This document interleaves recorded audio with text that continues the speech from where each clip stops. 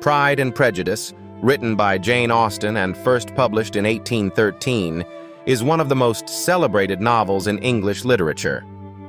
Set in early 19th century England, the novel is a romantic comedy of manners that explores love, class, morality, family, and personal growth. Through sharp wit, memorable characters, and insightful social commentary, Austen tells a story that is both deeply personal and broadly critical of the society in which it unfolds. At its heart, Pride and Prejudice is a story about misunderstandings, flawed first impressions, and the difficult but rewarding journey toward self-awareness and genuine love. The novel opens with one of the most famous lines in English literature. It is a truth universally acknowledged that a single man in possession of a good fortune must be in want of a wife. This ironic statement immediately establishes marriage as the central concern of the story. The Bennet family lives at Longbourn, an estate in the English countryside. Mr. and Mrs. Bennet have 5 daughters: Jane, Elizabeth, Mary, Kitty, and Lydia, and no sons. Because of the laws of inheritance, Longbourn will pass to a male relative, Mr. Collins, upon Mr. Bennet's death. This reality causes great anxiety for Mrs. Bennet, whose primary goal in life is to see her daughters married well. Each Bennet daughter has a distinct personality. Jane, the eldest, is gentle, kind, and beautiful. Elizabeth, the second eldest and the novel's heroine, is intelligent, witty, and independent-minded. Mary is serious and bookish, while Kitty and Lydia are immature, flirtatious, and obsessed with social excitement. Through this family, Austen presents a wide range of attitudes toward marriage, love, and social status. The quiet life of the Bennet family changes dramatically with the arrival of Mr. Charles Bingley, a wealthy and friendly young bachelor who rents the nearby estate of Netherfield Park. His arrival excites the entire neighborhood, especially Mrs. Bennet, who immediately hopes that he will marry one of her daughters. At a local ball, Mr. Bingley proves himself charming and sociable.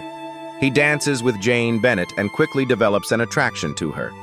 However, his close friend, Mr. Fitzwilliam Darcy, makes a far less favorable impression. Though extremely wealthy and well-connected, Darcy appears proud, aloof, and dismissive of those outside his social circle. He insults Elizabeth by refusing to dance with her and calling her tolerable but not handsome enough to tempt me. Elizabeth overhears this remark and forms a strong dislike for Darcy. This moment sets the foundation for the novel's central conflict rooted in pride and prejudice. Darcy's pride in his status and Elizabeth's prejudice based on her first impression of him. As Mr. Bingley continues to visit Netherfield, his affection for Jane deepens. Jane, though equally interested, is reserved in expressing her feelings.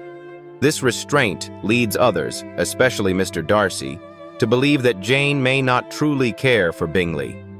Meanwhile, Elizabeth's dislike of Darcy intensifies after she meets Mr. George Wickham, a charming militia officer who tells her a troubling story.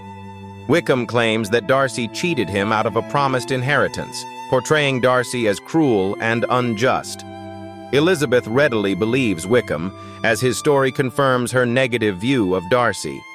These misunderstandings grow when Bingley suddenly leaves Netherfield and returns to London, taking Darcy with him. Jane is heartbroken, and Elizabeth blames Darcy for deliberately separating her sister from Bingley. Soon after, the Bennet family receives a visit from Mr. Collins, the pompous and socially awkward clergyman who will inherit Longbourn. Mr. Collins decides it is his duty to marry one of the Bennet daughters to ease the injustice of the inheritance. He proposes to Elizabeth, assuming she will gratefully accept. Elizabeth firmly refuses, despite pressure from her mother. Her rejection is significant. It shows Elizabeth's belief that marriage should be based on respect and affection, not convenience or financial security. Mr. Collins quickly shifts his attention to Charlotte Lucas, Elizabeth's close friend. Charlotte, practical and realistic, accepts the proposal, believing that marriage is about stability rather than romance. This decision deeply troubles Elizabeth and highlights the different ways women must navigate societal expectations. Elizabeth later visits Charlotte and Mr. Collins, who now live near the grand estate of Lady Catherine de Bourgh, Darcy's domineering aunt. During this visit, Darcy unexpectedly proposes to Elizabeth. Though he declares his love, his proposal is filled with arrogance. He emphasizes the social inferiority of Elizabeth's family and implies that his feelings exist despite her lower status. Elizabeth angrily rejects him, accusing him of ruining Jane's happiness and mistreating Wickham. Darcy is shocked by her response, but later gives Elizabeth a letter explaining his actions. In the letter, he reveals the truth. Wickham is a liar who squandered his inheritance and attempted to elope with Darcy's young sister for money. Darcy also explains that he separated Bingley from Jane because he believed Jane was indifferent and wanted to protect his friend. This letter becomes a turning point. Elizabeth realizes that her judgments were deeply flawed. She acknowledges her own prejudice and begins to see Darcy in a new light. After reading Darcy's letter, Elizabeth reflects on her behavior and recognizes her mistakes. Meanwhile, Darcy begins to change as well. He takes Elizabeth's criticism seriously and works to become more humble and considerate. Months later, Elizabeth visits Pemberley, Darcy's magnificent estate, while he is away. She is struck by its beauty and by the positive way his servants speak of him. When Darcy unexpectedly arrives, he behaves very differently, polite, respectful, and kind.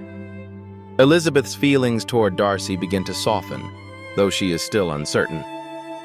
Just as things seem to improve, disaster strikes. Elizabeth's youngest sister, Lydia, runs away with Wickham.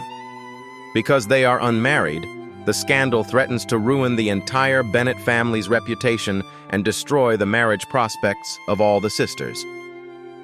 Darcy intervenes secretly, tracking down the couple and paying Wickham to marry Lydia. He does this out of love for Elizabeth, expecting no recognition. When Elizabeth learns of Darcy's actions, her gratitude turns into deep affection. Eventually, Bingley returns to Netherfield and proposes to Jane, who happily accepts. Encouraged by this success, Darcy proposes again to Elizabeth, this time with humility and sincerity. Elizabeth accepts, having overcome her prejudice and fully recognizing Darcy's worth. Lady Catherine attempts to interfere, but Elizabeth stands firm, asserting her independence. The novel concludes with the double marriage of Jane and Bingley and Elizabeth and Darcy, unions based on mutual respect, love, and personal growth. Pride and Prejudice explores love, marriage, class, reputation, and moral growth. Austen critiques a society that values wealth and status over character while also acknowledging the practical realities faced by women. Elizabeth and Darcy's relationship demonstrates that true love requires self-awareness, humility, and the willingness to change. The novel's enduring appeal lies in its humor, realism, and emotional depth. Pride and Prejudice is far more than a romantic novel. It is a sharp, insightful exploration of human nature. Through Elizabeth Bennet's journey, Jane Austen shows that overcoming pride and prejudice is essential not only for love, but for personal integrity and happiness. Over 2 centuries after its publication, the novel remains timeless, relevant, and deeply beloved. Thank you so much for watching. Your support helps this channel grow. Please like the video, subscribe, and comment your favorite book so I know what to summarize next.